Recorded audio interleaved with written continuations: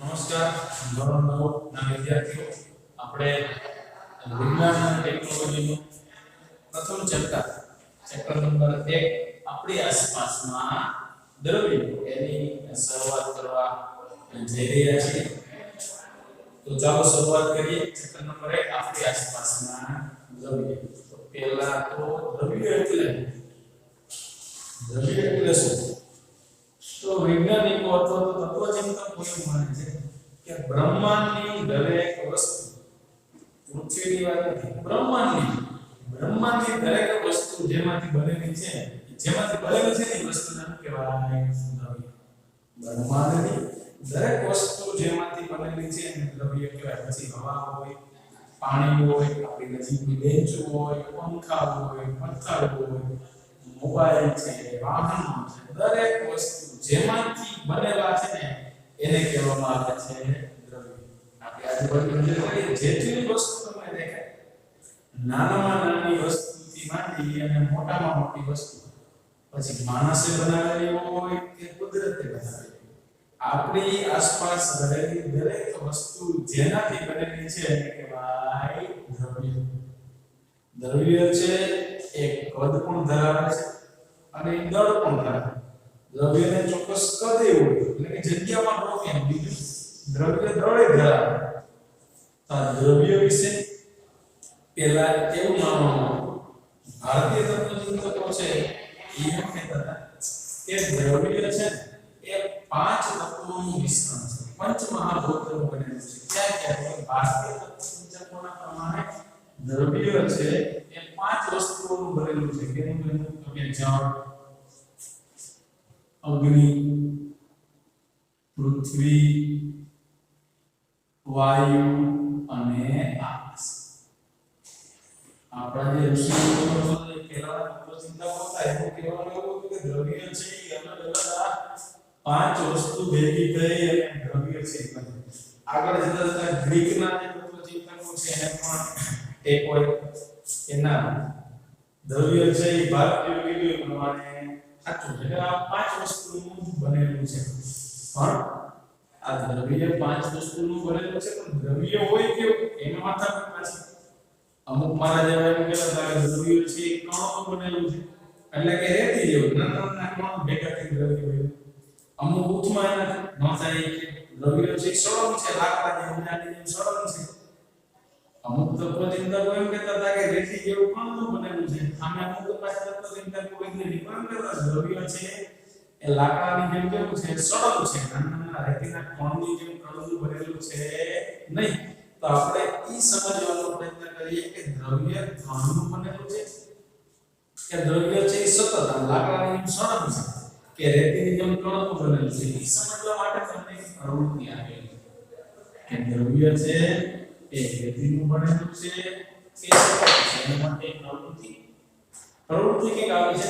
એક આપણે બીકર લેવાનું છે, કાચનું પાત્ર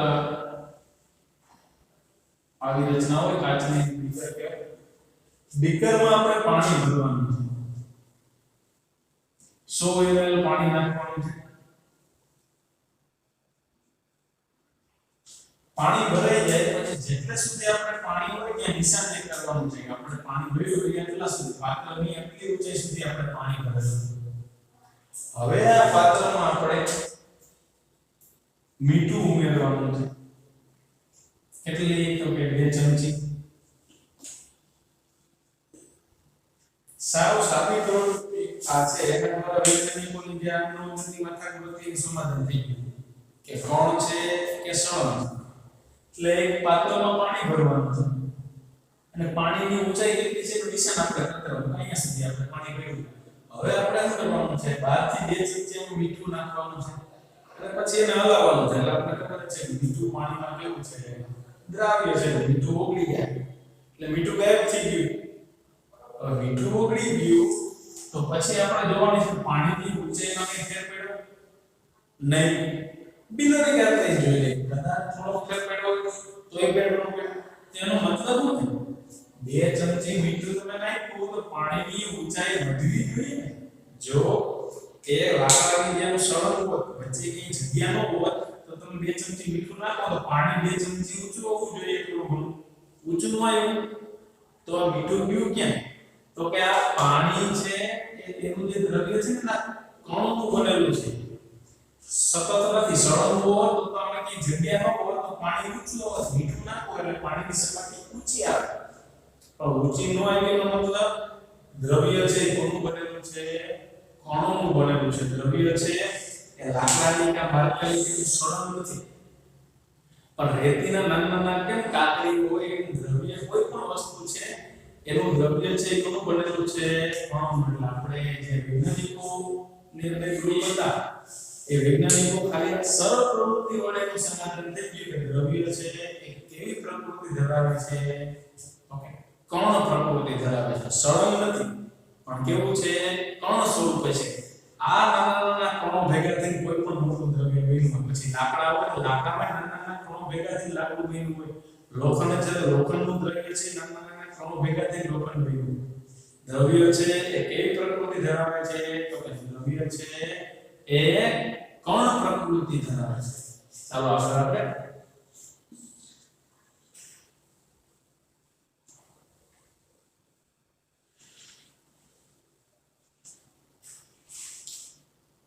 દ્રવ્ય છે એ કણ પ્રકૃતિ ધરાવે છે. દ્રવ્યનું વર્ગીકરણ, તો દ્રવ્યનું વર્ગીકરણ ભૌતિક સ્થિતિને આધારે કરવામાં આવે.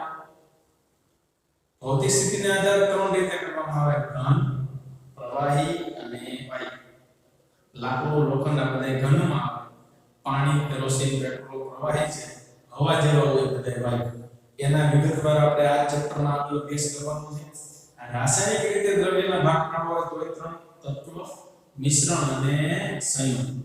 એ પણ આપણે આગળ જોશું. પણ પહેલા દ્રવ્યને ભૌતિક લાક્ષણિકતાઓ, દ્રવ્યને લગતી ભૌતિક લાક્ષણિકતાઓ અથવા તો દ્રવ્યનો ભૌતિક સ્વભાવ. દ્રવ્યનો ભૌતિક સ્વભાવ. જો આ પરીક્ષા માટે ખૂબ જ અગત્યનું છે દ્રવ્યનો ભૌતિક સ્વભાવ. અલગ અલગ 4 લાક્ષણિકતાઓ છે. એમાં દ્રવ્યનો પેલો આપણે સ્વભાવ, તો પહેલી લાક્ષણિકતા જોઈએ દ્રવ્યના કણો વચ્ચે ખાલી સ્થાનો હોય છે. દ્રવ્યના કણો વચ્ચે ખાલી સ્થાનો હોય. આ કેમ? આપણે તો આ પ્રવૃત્તિ આપણે જે કહી કે બીકર છે, બીકરમાં આપણે શું કર્યું તો કે સોયને પાણી નિશાની કરી, પછી આપણે બહારથી શું કર્યું? મીઠું. મીઠું 2 ચમચી ઉમેરો છતાં પાણીની સપાટી ઉપર આવતી નથી. શા માટે? તો કે પાણીના જે કણો છે એ પાણીના કણો વચ્ચે જગ્યા હોય ને ત્યાં પકડાઈ ગયા હોય મીઠાના. બાકીના જગ્યા ન હોય તો મીઠાના કણો વચ્ચે ગોઠવાઈ પાણીની સપાટી ઉપર નથી આવતી. શા માટે? તો કે દ્રવ્યના કણો વચ્ચે હોય ખાલી સ્થાન હોય. દ્રવ્યની ભૌતિક સ્વભાવની પહેલી લાક્ષણિકતા દ્રવ્યના કણો વચ્ચે ખાલી સ્થાનો હોય છે. બીજી લાક્ષણિકતા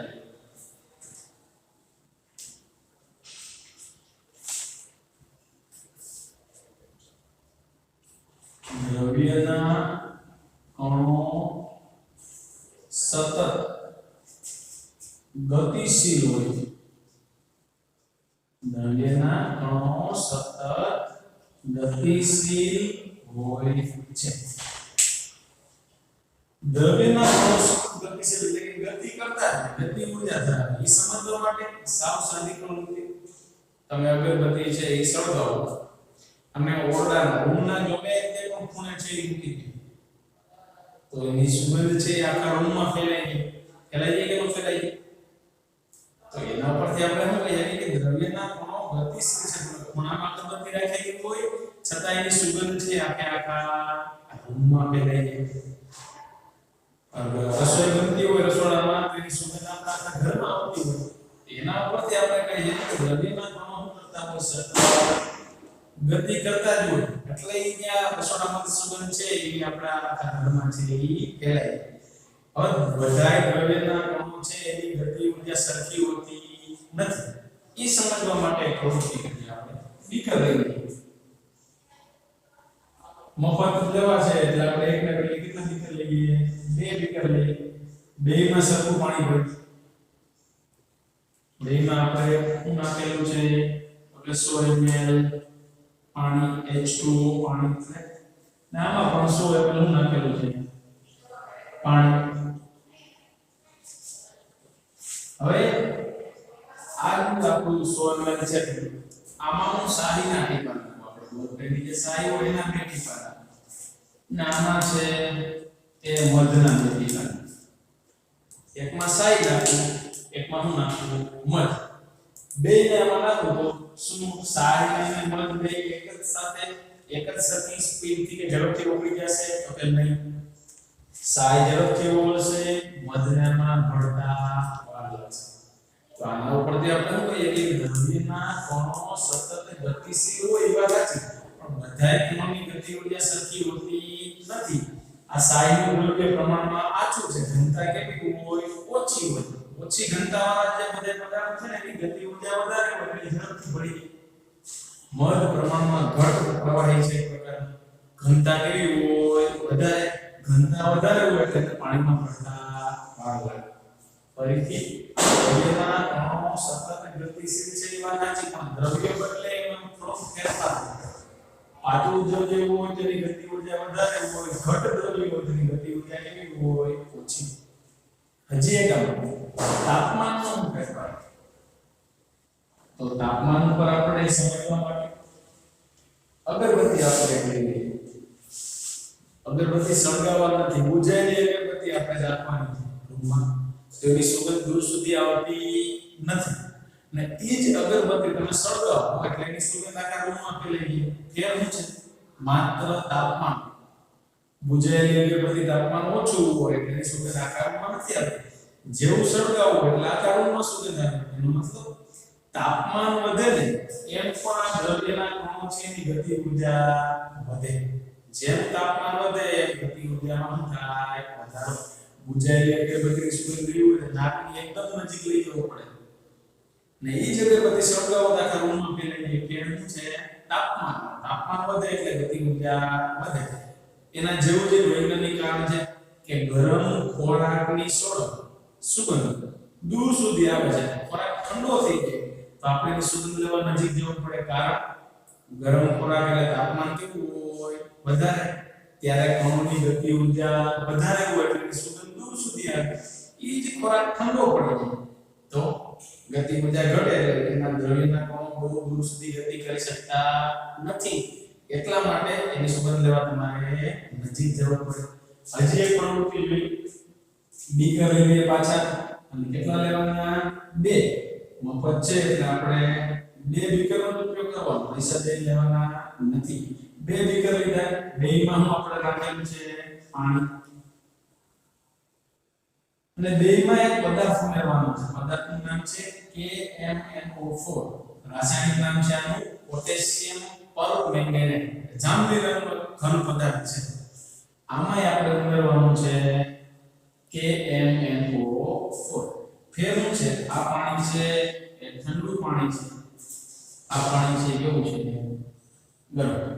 બેમાં KMnO4 નો એક ટુકડો ઉમેરવાનો છે અને પછી બે પાણીને હલાવવાના છે, તો કેમાં KMnO4 ઝડપથી ઉકળી જશે? ગરમ પાણીમાં। શા માટે? તાપમાન વધારે એમ કણોની ગતિ ઉર્જા વધારે એટલે ઝડપથી ઉકળી જાય। લીંબુ શરબત બનાવતા હોય ત્યારે ખાંડ ઉમેરવાની ટ્રાય કરી, તમે ફ્રીજમાંથી એકદમ ઠંડુ પાણી કાઢો અને એમાં ખાંડ ઉમેરો તો વાર લાગશે, પણ જેવું તમે પાણી ગરમ કરો એટલે એકદમ ઝડપથી ખાંડ ઉકળી જાય, કારણ જેમ તાપમાન વધે એમ કણોની ગતિ ઉર્જા વધે। તાપમાન ઘટે એમ ગતિ ઉર્જા ઘટે। એકદમ ઠંડુ પાણી હોય તો ખાંડને ઓગળતા વાર લાગે, કારણ શું છે? તો કે દ્રવ્યના કણોની લાક્ષણિકતા છે કે ગતિશીલ હોય, ગતિ ઉર્જા ધરાવે, પણ તાપમાનના ફેરફાર સાથે એના ગતિ ઉર્જામાં શું થાય? ફેરફાર। નેક્સ્ટ એના પછી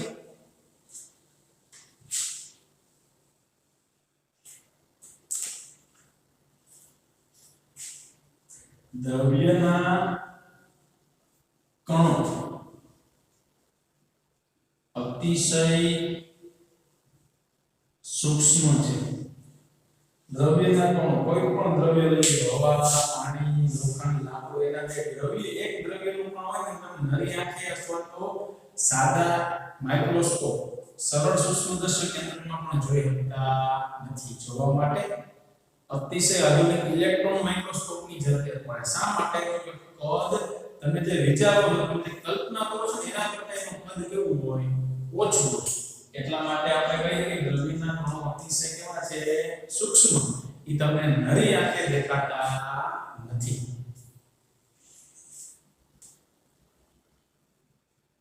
નંબર 4 ચોથી લક્ષણ, દ્રવ્યના કણો એકબીજાને આકર્ષે છે. દ્રવ્યના કણો છે ને એ વચ્ચે એક પ્રકારનું આકર્ષણ બળ હોય. પછી અમુકમાં વધારે હોય, અમુકમાં ઓછું. એ સમજવા માટે તો આપણે કાગળ લેવાનું છે, પછી રબર લેવી, અને પછી લોખંડ લેવી, અને તમને એક આ વસ્તુને તોડવા માટે શું આપેલી છે? હથોડી આપેલી છે. તો તમારા ત્રણ વસ્તુ તોડવી છે, તેમાં હથોડીનો ઉપયોગ બધામાં કરવો પડશે નહીં. કાગળને તમે હાથ વડે સરળતાથી તોડી શકો. રબરમાં એનાથી થોડી વધારે તાકાતની જરૂર પડે. લોખંડ તમે હાથ વડે તોડી શકો નહીં, એનો ઉપયોગ કરવો પડે હથોડીનો. આ ત્રણેય દ્રવ્ય છે, ત્રણેય દ્રવ્યના બધાય કણો વચ્ચે આકર્ષણ બળ તો હોય જ. કાગળના દ્રવ્યના કણો વચ્ચે આકર્ષણ બળ ઓછું હોય એટલે તમે સરળતાથી તોડી શકો. રબરમાં એનાથી વધારે હોય, આપણે વધારે બળ લગાડવું પડે. લોખંડ છે એના કણો વચ્ચે આકર્ષણ બળ સૌથી વધારે હોય એટલે તમે હાથ વડે એને તોડી શકો નહીં. જેમ આકર્ષણ બળ વધારે હોય એમ તોડતા વાર લાગે. બીજી એક પ્રવૃત્તિ જોઈએ. આપણે ક્લાસમાંથી 5-5 ના ગ્રુપ પાડીએ. એક ગ્રુપ એવું છે કે એને એકબીજાના 5 જણા એવા છે કે એને એકબીજાના હાથના ખાલી ટેરવા પકડીને ઊભું રહેવાનું છે, આંગળીઓ જ પકડવાની.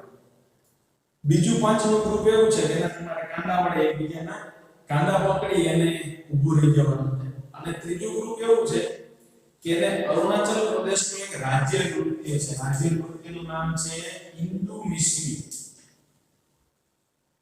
ઇન્દુ મિશ્મી. ટેક્સ્ટબુકમાં જોશો તો તમને ફોટો આપેલો છે. એમાં 5 વ્યક્તિઓને એકબીજાના કમરની પાછળથી હાથ આમ રાખીને એકબીજાની નજીક સાતર બનાવીને ઊભું રહી જવાનું છે. તો એક ગ્રુપ હાથના ટેરવા પકડીને પૂછે, એકમાં આપણે કાંડું પકડેલું છે. ત્રીજું નૃત્ય એવું છે કે આપણે એકબીજાને આપણે કેમ ક્રિકેટની ટીમ હોય શરૂઆતમાં આપણે ધોની કે કોહલી કે મેચ શરૂ થાય પેલા ટીમ આખી ભેગી થઈ હોય એકબીજા ઉપર હાથ રાખી, એમ એકબીજાના હાથ પકડીને ઊભું રહેવાનું છે.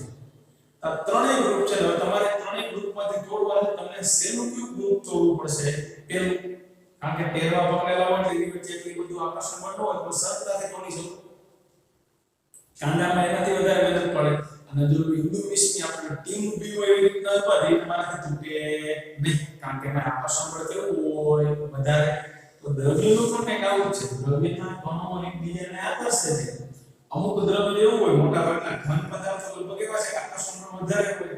ઇન્દુ મિશ્મી બની રૂપાઓ એટલે તૂટે નહીં. જ્યારે પ્રવાહી પાણી તમે તોડી શકો, પાણીમાં હાથ મારો, પાણી નોખું થઈ જાય, પાછું ભલે ભેગું થઈ જાય. નળમાંથી પાણી આવતું હોય, વચ્ચે હાથ રાખો, પાણીનું દ્રવ્ય નોખું થઈ જાય, પછી નીચે પાછું ભલે ભેગું થઈ જાય. પણ પ્રવાહીમાં આકર્ષણ બળ ઓછું હોય, કોના કરતા? ઘન કરતા. અને એનાથી ઓછું કેમાં હોય? વાયુમાં હાથ ફેરવો તો તમે હાથ ફેરવી શકો, ઘનમાં હાથ ફેરવી શકો. શા માટે? આકર્ષણ બળ એકદમ વધારે હોય. એટલે કે દ્રવ્યના દરેક કણો એકબીજાને આકર્ષે છે. અમુકમાં આકર્ષણ બળ વધારે હોય, અમુકમાં આકર્ષણ બળ કેવું હોય છે? ઓછું. એટલે દ્રવ્યના કણોની આ 4 લાક્ષણિકતાઓ 2 માર્કમાં છે. પહેલી લાક્ષણિકતા, દ્રવ્યના કણો વચ્ચે નહીં હોય, ખાલી જગ્યા હોય, ઓલું મીઠું એમાં જ ગોઠવણ હતું. બીજું, દ્રવ્યના કણો સતત ગતિશીલ હોય. છોકરાઓમાં આપણે હોય શાંતિથી બેસી ગયો કે છેલ્લે કાઈ ન છે પગને બોલતો ન લાગતો, બેઠા બેઠા હરી કરતા હોય. એમ દ્રવ્યના કણો એવા સ્થિર રહે જ નથી, ગતિશીલ જ હોય. અમુક ધીમે ગતિ કરતા હોય, અમુક વધારે ગતિ કરતા હોય. તાપમાન વધારે તો ગતિ ઉર્જા વધે, ઘટાડો તો ઘટે. ત્રીજું, દ્રવ્યના કણો અતિશય સૂક્ષ્મ હોય, દેખાય જ નહીં. બિલોરેકા તો 5 બિલોરેકા ભેગા કરો તો ન દેખાય. તેના માટે ઇલેક્ટ્રોન માઇક્રોસ્કોપ જોઈએ. તમે જે વિચારો છો એના કરતા પણ કેવું છે? સૂક્ષ્મ. અને છેલ્લું, દ્રવ્યના કણો એકબીજાને આકર્ષે. આપણે કેમ આપણા મિત્રની બાજુ બેહવાનો પ્રયત્ન કરીએ, મજા આવે એમ. આ દ્રવ્યના ગુણો એ તેને ભેગા લેવાનો પ્રયત્ન કરે. તમે બહારથી કરો કે અમુક સમય નોખા પડી એટલે પાછા શું થઈ જાય, ભેગા થઈ જાય. ચાલો આપણે આજનું અહીંયા પૂરું કરીએ છીએ. મળીએ નેક્સ્ટ